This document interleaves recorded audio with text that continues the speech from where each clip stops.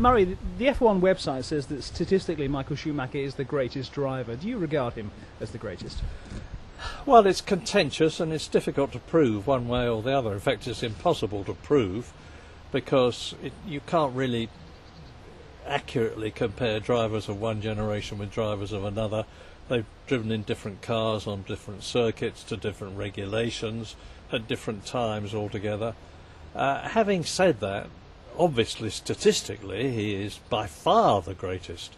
If Michael Schumacher wins the Brazilian Grand Prix this weekend, his 92 wins will equal those of Senna and Prost, who are regarded rightly as being two of the greatest of all time, put together.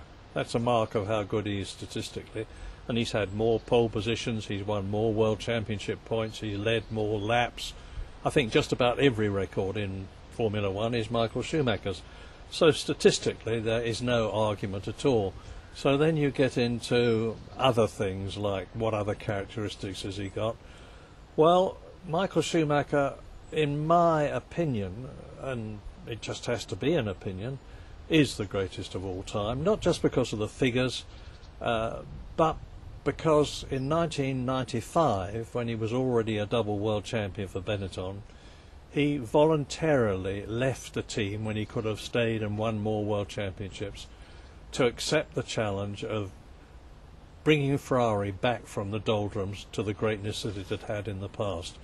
And he's achieved that brilliantly, and he's done it by sheer leadership, by persuading the right sort of people to join the team.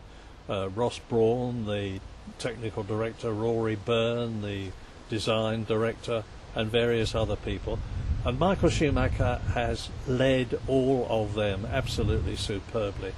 Now, on top of that, I think he's an absolutely cracking bloke. Not everybody agrees with me, but I used to interview him virtually every race, and he was always extremely courteous, extremely helpful, very cheerful, came to my leaving party, which I regarded as a very great honour, and he's altogether a top bloke. So for me, he just about shades Fangio, who I always regarded as the greatest of all time, until Michael Schumacher came along. Murray, how would Michael Schumacher and the skills that you admire have translated to perhaps Juan Fangio's car in the 1950s? Well, who knows?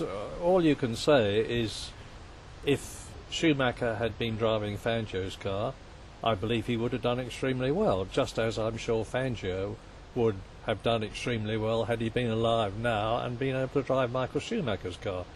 I think the top drivers of their decades are virtually interchangeable. They're great people, they've got all the characteristics that are needed to become world champions and to stay there, and you can translate those talents from one generation to another.